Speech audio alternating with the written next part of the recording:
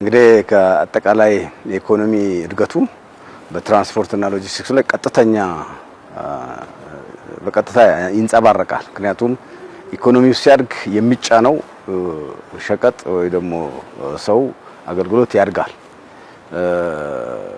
የገቢ ምርቶቻችን በተለይ የካፒታል እቃዎች ለግብርናው ለኢንዱስትሪ የሚያገለግሉ ካፒታል እቃዎች መጠን በጣም ጨምሯል። ኢኮኖሚው ያደገ ከመሄዱ አንፃር እንዲሁም በኢትዮጵያ ባደረገችው ጠቅላላ የማክሮ ኢኮኖሚ ፖሊሲ ማሻሻያ ወደ ውጭ የምንልከው ምርት የዛኑ ያህል አድጓልና የትራንስፖርትና ሎጂስቲክሱም ይሄን የመጫን አቅሙን በጣም ከኢኮኖሚ እድገቱ ጋር በጣም ያሳደገ በተለይ ቅልጥፍናን በመጨመር ብዙ ተጨማሪ ተሽከርካሪዎች ብዙ ተጨማሪ ባቡር መርከብ ሳይጨምር ባሉት ኢፊሸንሲ ወይ ደግሞ ውጤታማነት ቅልጥፍናን በመጨመር ኢኮኖሚውን ማገልገል ችሏል። በዚሁ መሰረት የባቡርን የመጫን አቅማችንን ከዚህ በፊት በብልሽት ቆመው የነበሩ ባቡር በመጠገን እንዲሁም የባቡሩን ፍጥነት በመንገድ ላይ ያሉትን የሚያጋጥሙ የእንስሳት ግጭት፣ የሰው ግጭት፣ ሌሎች መሰናክሎችን ከህብረተሰቡ ጋር በመወያየት ይሄን በማስተካከል የባቡር ፍጥነት እንዲጨምር በማድረግ የተሽከርካሪ ጭነትም እንዲሁ ቅልጥፍናው እንዲጨመር በማድረግ የኬላዎችን መንገድ ላይ አላስፈላጊ ኬላዎች እንዲነሱ በማድረግ የጭነቱ ምልልሱ ፍጥነት እንዲጨምር በማድረግ የሎጂስቲክስ አቅም በጣም ጨምሯል ማለት ነው። የአየር መንገዳችንም መርከቦቻችንም እንዲሁ አቅማቸው ከጊዜ ወደ ጊዜ እያደገ መጥቷል። አየር መንገድ ተጨማሪ አውሮፕላኖችን በመጨመር የኢትዮጵያ ባህርና ትራንስፖርት ሎጂስቲክስ አገልግሎትም እንዲሁ የአቅሙን በማሳደግ የኢትዮጵያ ገቢና ወጪ ምርቶች ያለምንም ችግር እንዲጓጓዙና ለኢኮኖሚው ድጋፍ እንዲሰጡ ተደርጓል።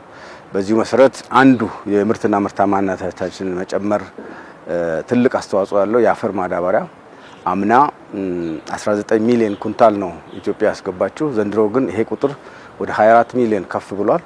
ይሄንኑ ቁጥር ከፍ ያለ ቁጥር አርሶ አደሩ ጋር በጊዜው ለማድረስ እስካሁን በተሰራው ስራ 10 ሚሊዮን ኩንታል ተገዝቶ ወደ ሀገር ውስጥ መጓጓዝ ይችላል።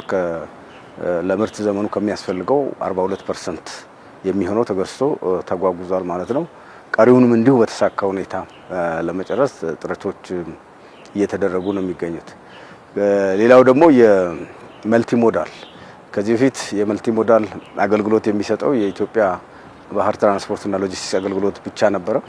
አሁን ተጨማሪ 6 የግል ኩባንያዎች ወደ መልቲሞዳል እንዲገቡ በማድረግ በቅርቡ 3 ከዛ በፊት ደግሞ 3 በመስጠት ይሄም የጭነት እና የሎጂስቲክስ አቅም እንዲያድግ ተደርጎ በአጠቃላይ የሎጂስቲክስ አፈጻጸማችን ትልቅ መሻሻል አሳይቶ የኢትዮጵያ ደረጃም 114 ከነበረበት በሎጂስቲክስ አፈጻጸም በተለይ ሎጂስቲክስ ፐርፎርማንስ ኢንዴክስ በሚለው የዓለም ባንክ በሚሰፍረው መስፈርት ከ114ኛ ወደ 66ኛ ደረጃውን ያሻሻለችበት ሁኔታ ነው ያለው። ቀሪ 3 ወራት እንግዲህ አንዱ ለቅልጥፍና በጣም ወሳኝ የሆነው አሰራር ማዘመን ነው። ዲጂታል ኢትዮጵያ የሚባለውን የኢትዮጵያ ስትራቴጂ ኢትዮጵያ የያዘችውን በ2025 ሁሉንም የመንግስት አሰራሮች በኤሌክትሮኒክስ መልኩ ለማድረግ ያሰበችውን እሱን በመተግበር ነው። ከፊል ቅልጥፍና የመጣ በሱ ነው። በእኛ በኩልም ከኢትዮ ቴሌኮምና ከአርቲፊሻል ኢንተለጀንስ ጋር በመሆን ሚኒስቴር መስሪያ ቤቱም ተጠሪ ተቋማቱም ሁሉንም አገልግሎቶቹን ለማዘመን ከሰው ንክኪ የጸዳ ለማድረግ በርካታ ስራዎችን እየተሰራ ነው ያሉት። በርካታዎቹ ወደዚሁ ስርዓት ገብተዋል። የቀሩትም ስላሉ ቀጣይ 3 ወራት አንደኛው ትኩረት የምንሰጠው ሁሉንም አገልግሎቶቻችንን በኤሌክትሮኒክስ በዲጂታል መንገድ ለማድረግ ነው ስራ የምንሰራው። ከዚህ ጋር አንድ ወስነን እየሄድንበት ያለ ነው። እኛ ጋር የሚመጣ ተገልጋይና የሴክተሩ ሰራተኞች በሙሉ የብሔራዊ የመታወቂያ ባለቤት እንዲሆኑ የፋይዳ ባለቤት እንዲሆኑ ስራዎች እየሰራን ያለ ነው። የሴክተሩ ሁሉም ሰራተኞች አሁን የፋይዳ መታወቂያ ይዘዋል።